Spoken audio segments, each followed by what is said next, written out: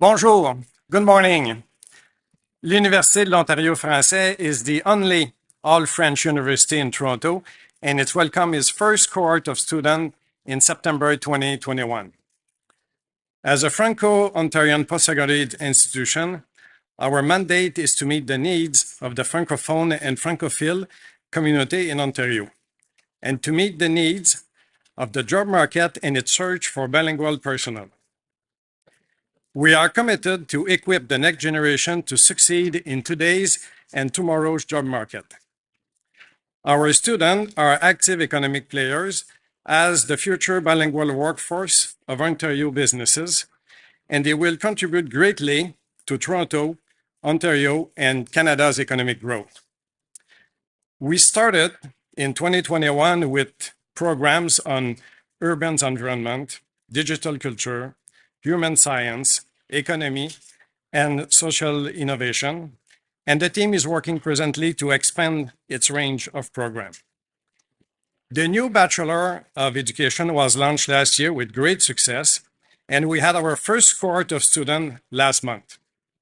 The new Bachelor in Business Administration was approved recently, and we will have our first cohort of students next September 2024. And the Bachelor of Mental Health is under the approval process, and it should be done soon, and hoping we're going to have our first cohort of students next summer. These programs will supply bilingual workers for bilingual service organizations or pan-Canadian and global companies. The team is also developing a customized training program that will enable people already in the workforce to upgrade, update, or enhance their skills. Today's panel, Skill for Tomorrow, Empowering the Workforce in a Transitioning Economy, is about redefining the strategies and initiatives required to recruit and retain the workforce in possession of the skills we will need for the future. Companies and post-secondary educational institutions have every interest in working together for this purpose. How can we attract and retain staff, especially managers with agile skills, so that companies can thrive in a changing economic landscape? What are the key skills and abilities that individual needs to develop to ensure their organization remain relevant in a changing economy? On behalf of the Ontario Université français, I wish you an excellent discussion. Without further ado, I would like now to invite our moderator, Manuelita Sherizat. So, from the Royal Ontario Museum. So, on that, thank you very much. Passez une bonne journée et bon forum. Thank you for the introduction, Jacques. Before we start, I'd like to introduce the members of the panel. So I have here Brett Richards, President for Connective Intelligence, Megan Kelly, Vice President of Sales and Operations for Innova, Nicola Meyer, Ontario Leader for Employee Experience and Mergers and Acquisitions at Willis Towers Watson, and George Jacob, DuPont Canada Innovation Leader and Kingston Technology Center Leader. Welcome to all of you. Thank you for being on the panel. Okay. So to start us off, I'd like to ask each of you to take a couple of minutes just to introduce yourselves, and then we can start with the discussion on various topics. Brett? Thank you, Manuelita. It's terrific to be here. My name is Brett Richards. I'm the president of Connective Intelligence. Founded that about 24 years ago now. And more recently, just founded a SaaS-based tech company called AlignSight, which I'll talk a little bit about going forward, which is pretty important when we talk about adapting and transforming and creating more resilient organizations.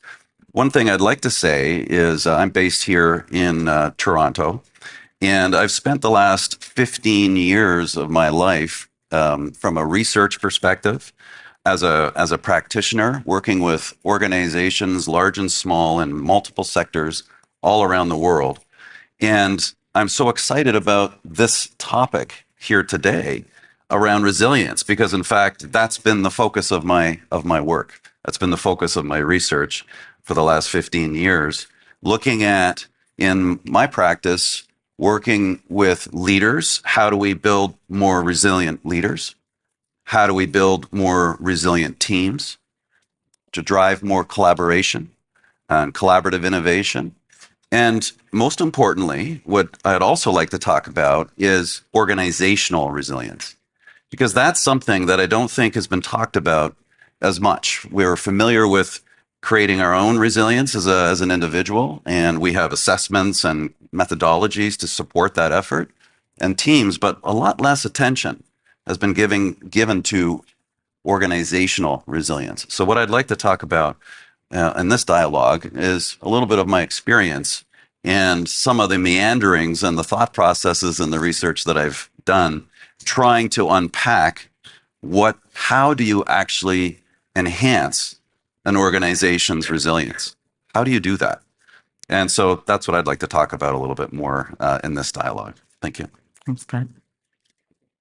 Great, thanks. And great to be sitting next to you, Brett. My name is Megan Kelly, and I'm the VP of Sales and Operations at Innova.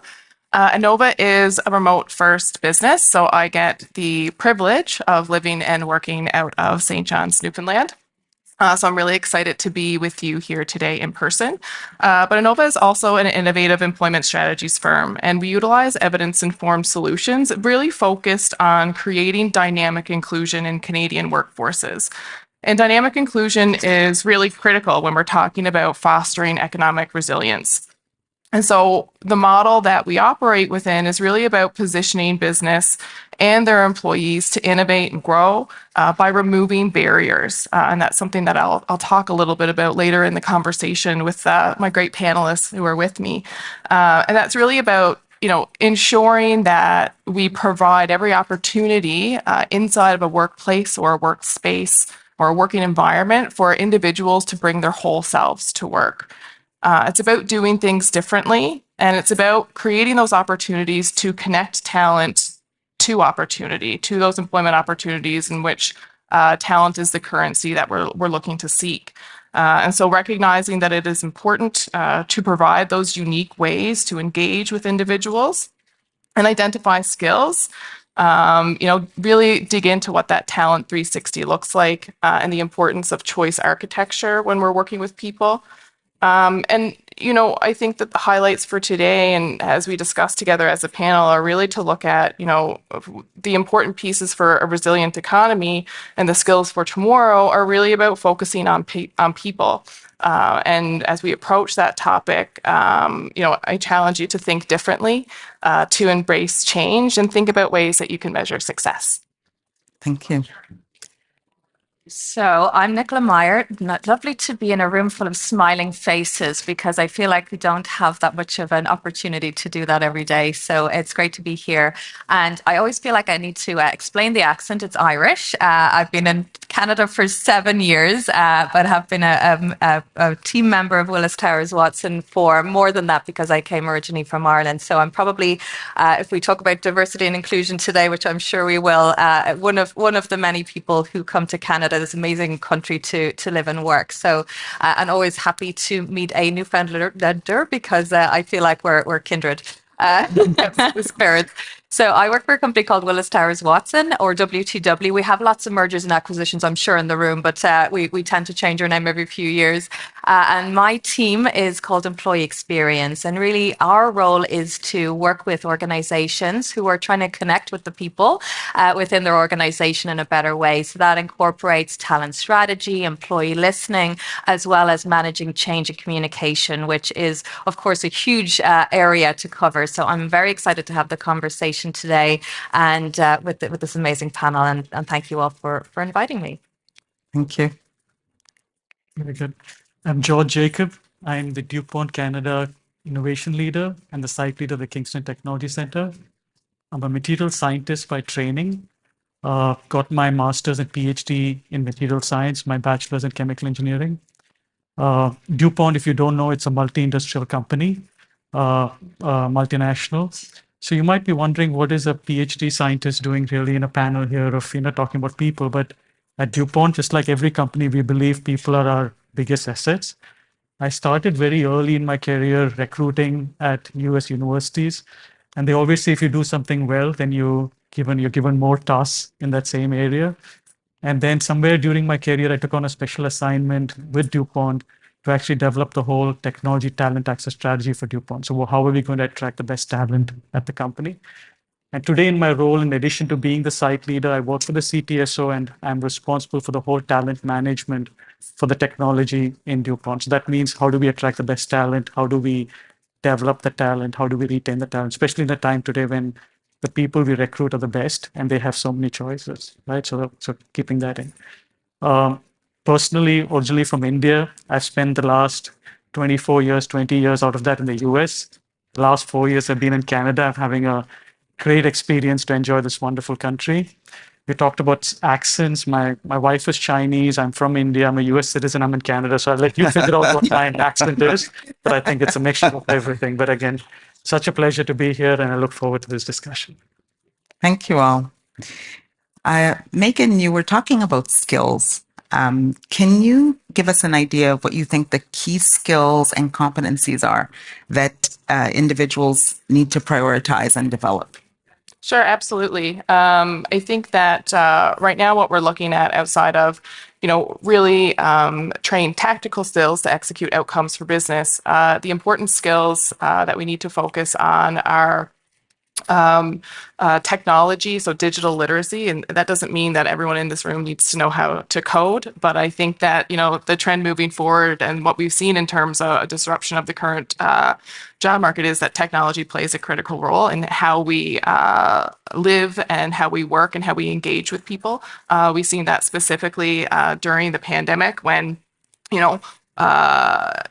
meeting over Zoom was once something that we did very rarely, and it was, very new age. We did conference calls over the phone to, within 24 hours, you were, living and working all in the same space.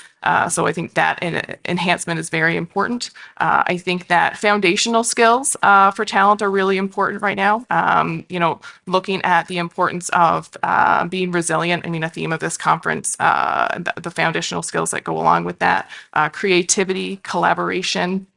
And also, I think a competency around cultural awareness as we look at the intersectionalities and the importance of diversity and inclusion in the workplace. Are critical, but also the application of those skills inside of a workforce that have impact on workplace culture, because that then positively impacts how we attract, how we onboard, how we mentor, how we train, and how we retain top talent inside of business. Thank you.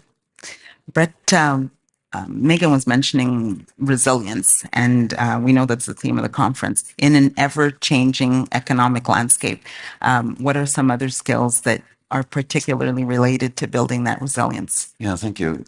Yeah, there is a lot of them, certainly, but I think what I'd like to focus on and what I've found to be quite resonant with teams that I've worked with in lots of different organizations are two higher order skills for resilience. And the two higher order or meta skills I would suggest are thinking agility and emotional fluency, or what I call emotional power. So those are higher order skills because that thinking agility, it permeates our ability to drive more effective leadership.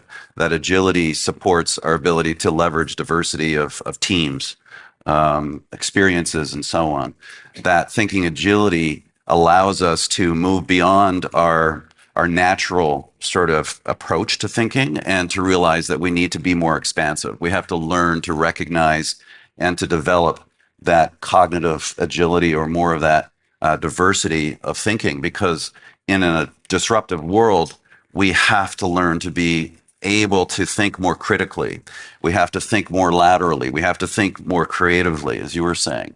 And I think one of the key skills is this notion of collaborative innovation, because we know collaboration matters, and we kind of understand what collaboration is. We kind of understand what innovation is, but there is this notion of, and George, you might have a comment on that, around collaborative innovation. And that was something that I was starting to think about back in 2007. around what are the skills, the foundational skills that are actually going to help us drive. And I believe that collaborative innovation is the key form of innovation in the 21st century. So this notion of thinking agility around being creative, being curious, having that curious mindset. But I think also on the emotional side, when we're dealing with a lot of disruption, we're dealing with a lot of having to cope, with all the pressures that are associated with change that's happening in our workplace, but also personally, as well as professionally. So this notion of emotional flexibility, this ability to cope and to manage through change in a more effective way. It's very difficult to talk about managing change without talking about emotions, because change by definition is an emotional experience. And so understanding the emotional dynamics that are at play within an organization are very critical to supporting that organization's ability to be resilient, which we'll talk about a little bit later. Yeah. So those are the two meta skills that I would see as really important to build that resilience. Thank you. George, we're talking about building skills, and we know that that is not always easy. So can you tell us a bit about some innovative strategies and initiatives that your organization and others can implement so that they help the employees and future employees build those skills? Sure. And I'll just build on what Brad said, right? So I had a mentor who once told me it's not what you know, but it's what you do, right? So we hire smart people. So if you don't collaborate, especially in today's world where you're working with people across different geographies, our customers are all in Asia, cultural competence is so important. I'll also add sustainability is something that we're looking at a lot as a multi-industrial company today. We're looking for folks who have that sustainability consciousness. But let me answer the question that has been asked of me. At DuPont, we look at 3 ways that we can empower our workforce. We believe a majority of the skill set training comes from experiential training. So something like what I'm doing here, I'm on an expert assignment here in Canada. Having people go take on special assignments, working with the vice president of the company, taking a sabbatical. We encourage our people once in 6 years to go and spend a year at the university working with professors and young graduate students. So I think that experiential training is super important. The second one is mentoring. I think 20% of it comes from mentoring and coaching, making sure that we are all linked with appropriate mentors. And the way we design it at DuPont is when we hire somebody new, we think of them from a DuPont perspective. They're a new baby who's just come in, right? And they've got 5 years to soak in everything that we want them to do. The first 5 years, our expectation from them really is not to solve our biggest problems because we've got experienced people do it. But the first 5 years is all about how can you learn, how can you soak from your mentors. And then I would say the third part of it is more the, training where you send people for online classes, or we've got many things even within DuPont where we have something called the Technology Learning Academy where we have experts come, both internal and external, and talk about both soft skills and hard skills, right? So that's the more classroom kind of training that we give. And I think between all 3 of them, that's really how we empower the workforce. Thank you. Nicola, can you tell us a bit about what your organization is doing to help your employees and your future employees pick up skills for the future? I think that there's all of these skills that we're talking about. What I see within organizations now is there's a disconnect happening. So not every kind of person in an organization, say, for example, in Canada, we have mining, we have banking, we have, yes, we have great technology talent and companies. I think we just have this diversity of need that's happening. So when we're talking about this idea of building skills, it depends, right? I mean, it's not just one size fits all. And I would say what I'm seeing from, and you alluded to, George, I think there from a leadership ability and capability perspective, it's really understanding and being very precise in understanding the different needs within your business, not just today, but into tomorrow. And also what I'm seeing is a lot of resistance to change. So if we talk about things like AI, and I see heads nodding, I'm sure you're experiencing that. I mean, what I'm seeing within organizations, oh, we have this wonderful new piece of AI and it's going to change your life. And people saying, I'm not doing that because that's going to get rid of my job. Sorry. And I'm seeing that very much being a reality for a lot of business leaders. And I think what we need to be understanding of, and I was listening to reports of Jamie Dimon saying because of the technology advancements that are happening, people will work 3.5 days a week. Well, sorry, that's not going to pay my bills. So I think that there's an awful lot that we need to, as leaders, think about that emotional reaction to all of the changes that are happening. Yes, my life is getting easier and better because some of those administrative tasks that we all hate are going away. But actually, that does come with a lot of need to say, okay, well, what am I going to do next? How does this actually make my job better? How do we actually convey a message to employees that this isn't a scary thing? So supporting people to be able to see into the future, because we all think this is going to be great for business, which it is. But I do think that people need to be brought along on that journey and they need to be part of that understanding. So I think just from that emotional perspective, that to me, I think from a leadership point of view, if I could give one gift to leaders, it's don't expect your managers, because they're the ones that are being actually impacted most, to convey your message. You do need to bring people along on that journey. So I think managers are the people who are most maligned. If as soon as you're a skilled employee, you can become a poor manager if you're not supported on that journey. So I do think leadership capability, communication, managing engagement through these difficult times, I think is going to be key for folks. Thank you. So let's stay with you and talk a bit more about those managers and leaders and some of the things that they can do in order to help empower today's workforce around all of the technological change and evolution. What are some other things that come to mind when you think specifically of leaders and managers? Well, I think, and I usually hold when I have my phone up, that personalized experience that we all expect in our. It used to be that my company gave me the best phone and I had the best technology. So that has really gone to the wayside, because I don't know about you, my laptop is not as good as anything I might have purchase for myself at home at this stage. But I think, the technology advancements that we've seen within our lives, our expectation has changed. So I think really there is this, my phone knows me better, or my organizations that interact with me from a commercial standpoint know me better than my organization does. So I do think from a leadership and manager kind of skill set building or capability building, I do think companies have they do have a responsibility to really get into that personalized experience. And I think from a manager perspective, to enable the managers within the organization to engage in a different way, because we can't expect them to fill in all the gaps. And what am I seeing? We were talking about this earlier. So you're seeing a more open workforce, in that I'm collaborating way more now with people across the world than I was before. Some organizations do this very well. So if I talk to folks, like, for example, many years ago, I consulted with Procter and Gamble, and they've been doing this for years because their workforce was global, which meant that they were engaging and interacting on a global basis. This wasn't new to them when things happened. And I'm not picking on them. I mean, lots of organizations basically have been doing it well. I would say where I see most struggle is with organizations that had this idea of presenteeism being all important. And I think really managers need to understand that really isn't what you're looking for anymore. I mean, are people able to get work done? And Megan and I were talking about this earlier. So are people actually getting their work done? How are you assessing performance? How are you able to ensure that the things that people need to get their work done are being provided in the best way possible? So I'd say from a manager perspective, just having that broader thinking that you're talking about, and the ability to understand the needs of the workforce and then delivering on those needs, I think is going to be very key for the future. Thank you.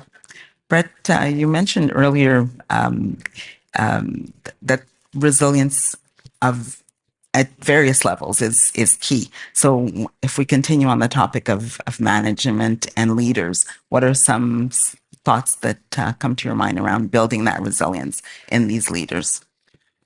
Yeah, one of the, when you're talking about, there's one of the challenges is misalignment, and so when we talk about organizations, and I talk to a lot of leaders, a lot of CEOs, what often comes to their mind is this notion of we need to strengthen alignment. And I think through high disruption, high change, high flux environments, both internally driven or whether through external factors like environment or whatever, the organization can become fractured. And so what I hear a lot from leaders is what keeps them up at night is how do I create that alignment, that vision, that everybody has a shared perspective about where we're aiming, what's the priorities that we have, let's stay focused. And then how do we cascade that? And how do we get the next levels aligned on that vision and those priorities and those accountabilities and those goals?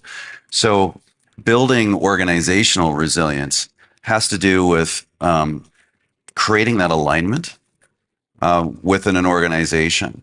And part of the understanding is that organizations are striving to be adaptive. Organizations want to be adaptive. They're trying to find ways to do that. But what I think we have to understand is that organizations are systems, and organizations have mindsets. And so part of what the research that I've done is looking at how do you actually codify an organization's mindset? I mean, we know that a lot of these people and culture dynamics, these invisible factors that affect the ability of an organization to grow and adapt amidst continuous change, there's all these factors, but how do we actually codify those? How do we quantify those invisible factors? So I've spent my career trying to make the invisible visible, number one. And understanding that when we're trying to build more adaptive, more resilient organizations, we have to understand how the organization responds and perceives those changes. So organizations are adaptive systems. Organizations are observing systems. Our organizations respond to adversity. The mindset of the organization strongly influences the way in which that organization chooses to adapt, chooses to respond. So we need to understand the mindset of the organization. And when I talk about mindset, I mean where is the organization putting resources and organizational attention, and how do they even frame the need for change, whether that's even something that's relevant or not. The need for innovation. How do we go about doing that? So this perspective is important to understand an organization as a system, and an organization has a mindset, and we need to understand how we can unpack that and quantify that, and not only quantify it, but actually link it to the performance effectiveness of the organization. So we know that mindsets are these intangible factors, but what I've done and what I've found through my research and application is actually connecting it to the performance of the business. So how do you take these invisible things that we know to be important and transform them and codify them and then actually link them to the performance of the business?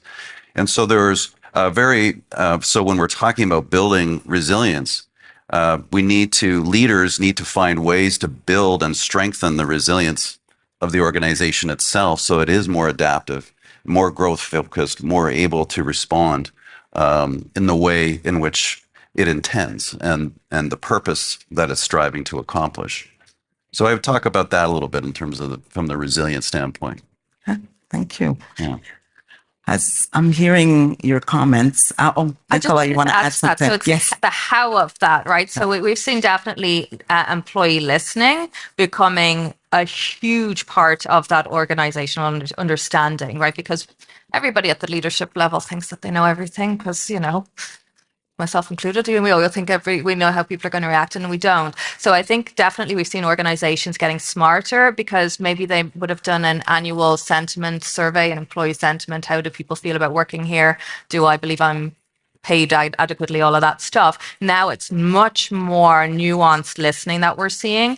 And the other thing is just, again, technology driving some of this, where I can now go on and I can have 1,000 people having a listening experience that's actually engaging and a bit fun, and being able to see other people's reactions to some questions that the organization's asking. So I do think, just based on, everything that you're seeing, I'm definitely, that's totally resonating with me, because I think organizations are seeing that our company does a lot of work around total rewards, for example. And used to be in this black box, people would do stuff and then unleash it onto the business, where actually now very much the employee or the organization has worked together, and it feels more like, oh, you've listened to me and now you're responding. So I think that organizations have gotten much smarter around understanding their workforce in order to get to the right place, because actually sometimes, often things that people value, I mean, we pay a ton of money into some programs and maybe people value something else. And unless we understand that, we're not going to get there. Okay. Yes, leaders, as I was saying, they want to find ways to be more innovative, more adaptive, but they don't always know what levers to pull.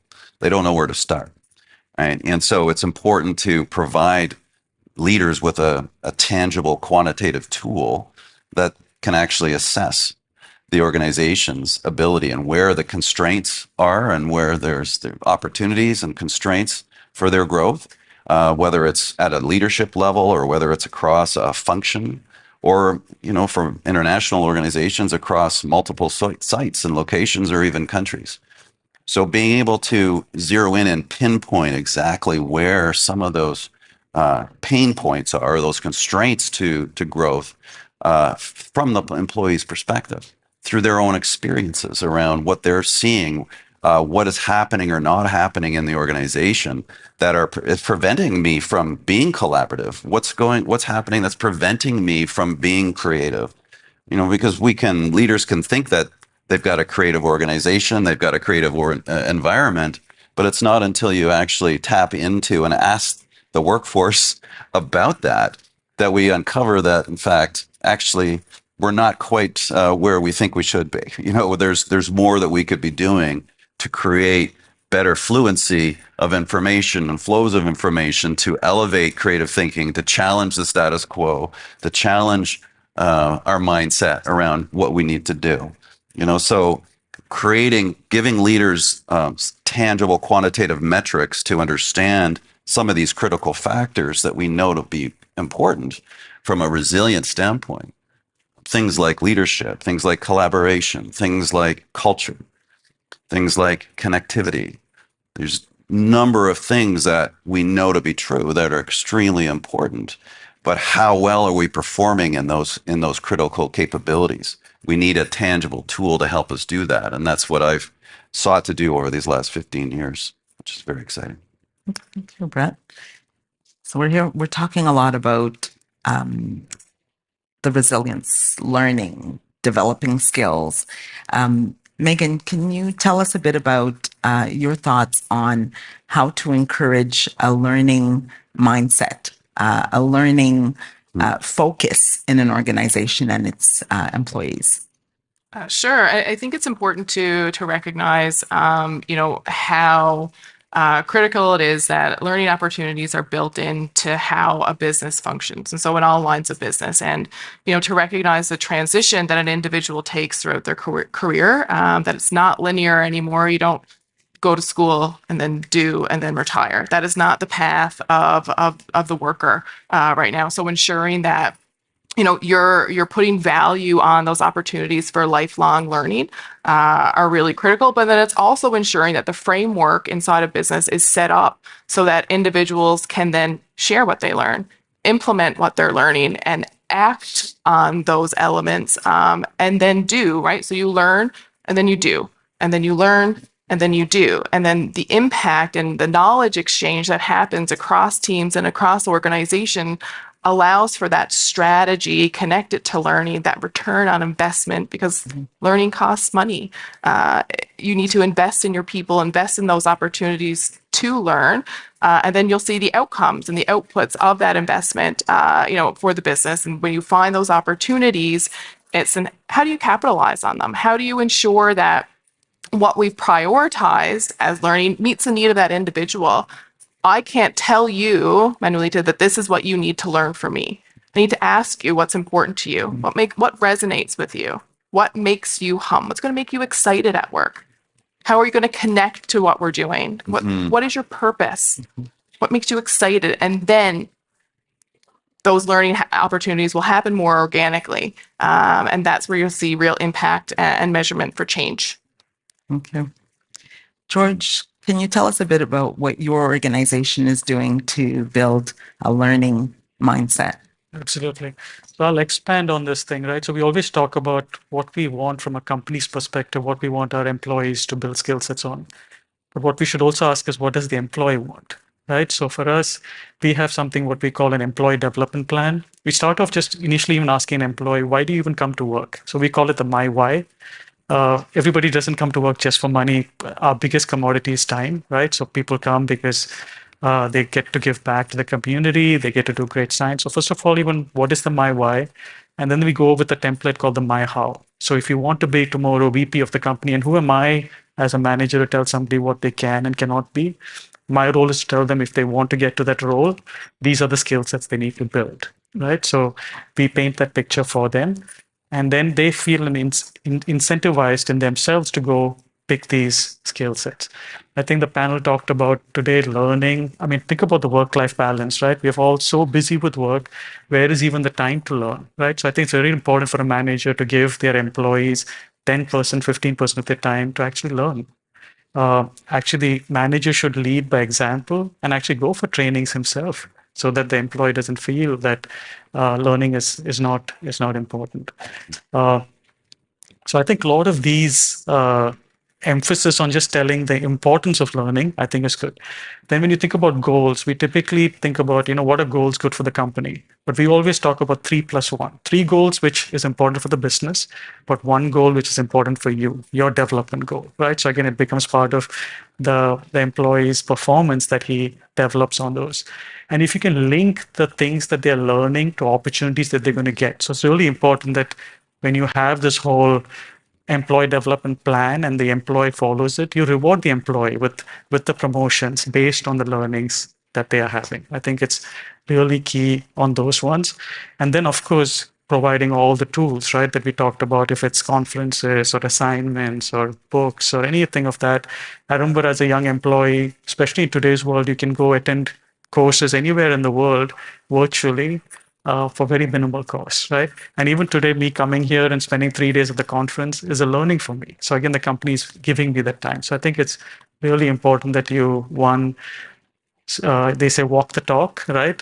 It's always easy to say, learn, but where is the time? So it's really important. There was a comment about managers, when I remember when I decided to become a manager, a lot of the scientists thought I walked the dark side, right? That's what happens, right? But how do you build that relationship with your employee where you really feel, I always tell my team, I've got 2 goals. We have to deliver for the company. That's why we exist. But the second thing is I want to have an happy workforce. And what happy workforce is very different for each person. Yep. So it's really important to make it very personal to them.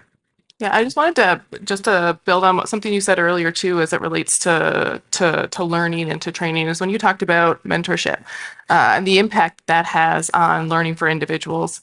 Both, from an executive level to, I'll say frontline staff, but vice versa. And that experiential learning that can happen internally, organically or structured inside of a workplace is, I think, it's critical. And it's something that we put an emphasis on at Inova, both from a perspective of, learning for professional growth and that experiential learning, but also we look at, and we'll probably talk about this a little bit later, diversity and inclusion and being exposed to those, different thoughts and different backgrounds and the importance of that. And so designing those mentoring opportunities internally that have a focus on whether it's disability mentoring experience, whether it's from an intersectionality perspective, whether it's from a perspective of women in business or new Canadians or what have you, but ensuring that internal learning opportunities through mentorship are built in, and then you see the value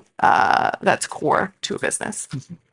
Yes, I would just like to build on that too, and both of you. And the learning is a key capability to strengthen organizational resilience. So we're talking about resilience at an individual level, team, whole organization level. We need to learn now. We need to learn differently. We need to learn faster, and we need to learn more effectively. We have to, and we have to be those lifelong learners, much to the chagrin of my younger son who just graduated from engineering. And I said, well, the learning is just beginning, honey. And he's like, oh, you kidding me, Dad? It's like, are you kidding me? But yeah, so we need to continue to learn and grow at that individual level. But I think coming just one other piece that we often don't look at is the learning capacity of an organization itself. How do we build learning organizations? And of course, Senge talked about that many years ago, but this notion of building the capacity for learning within an organization so that it can be more adaptive and more responsive to disruption and continuous change. I think that's another critical key capability from a resilience perspective.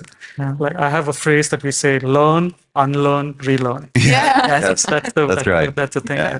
And I mean, to Brad's point on hiring too, right? We don't hire people for a particular skill set. We just hire good people, right?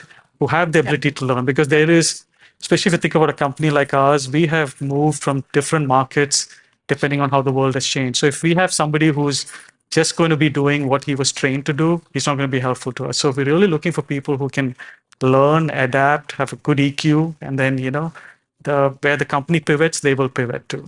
So, George, most of you mentioned diversity. Can you tell us a bit about how diversity and inclusivity help the organization to build that resilience, build that learning mindset? Absolutely.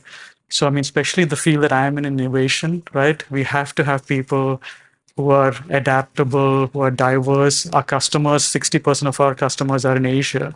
So we've got global teams. So really important for me as a leader, I count on a very diverse opinion that is given to me. In the end, I make the decision, but I'm really counting on the diverse inputs.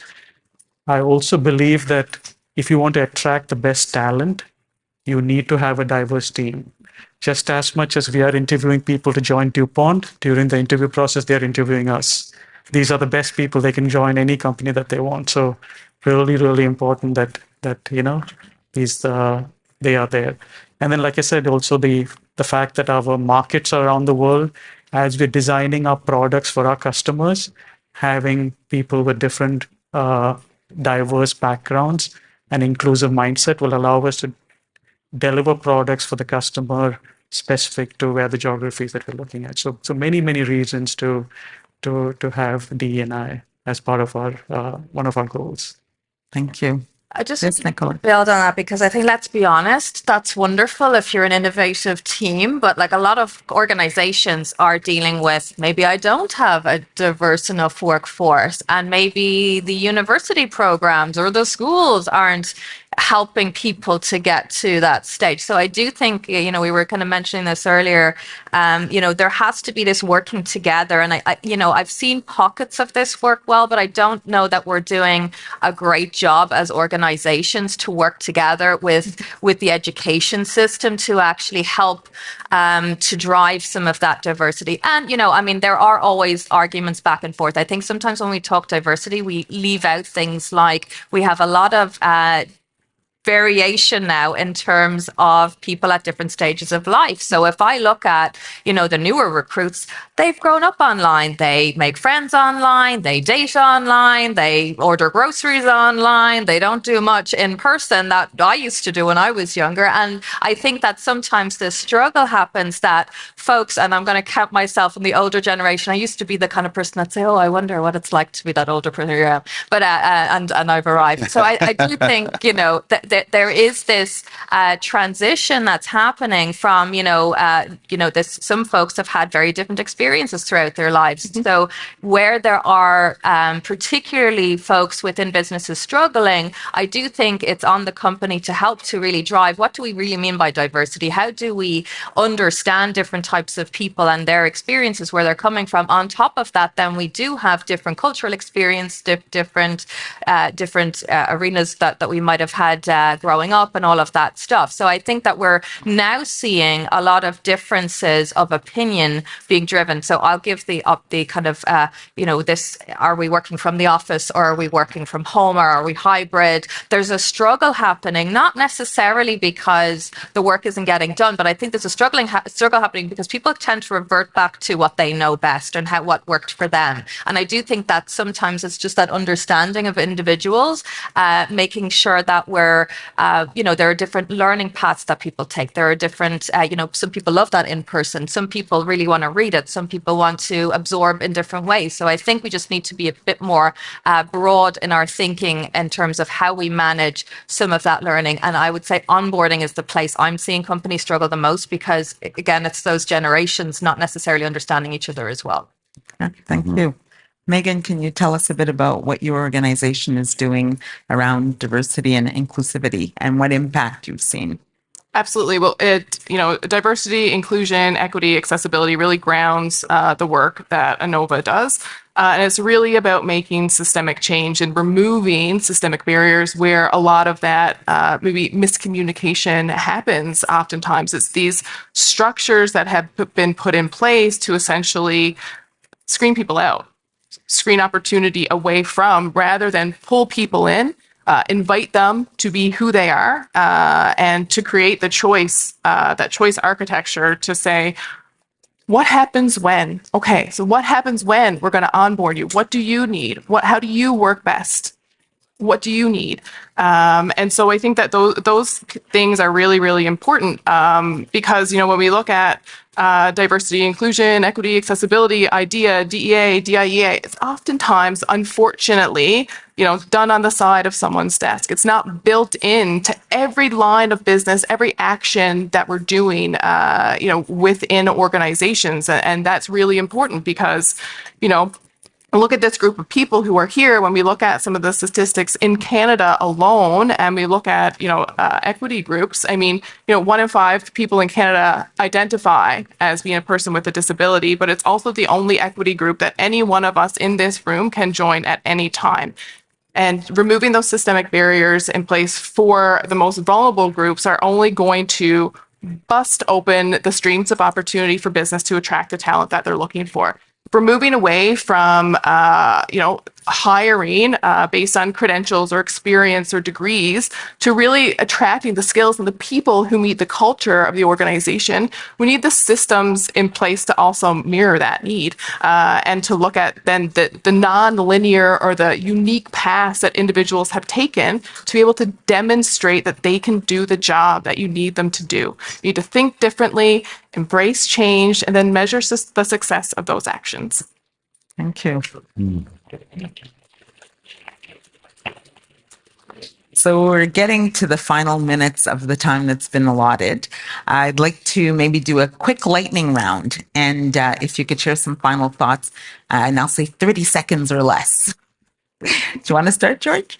Sure. Again, I think it was a privilege. Again, it's just me being part of this panel. What I'll leave all of y'all with is, again, people are our biggest assets.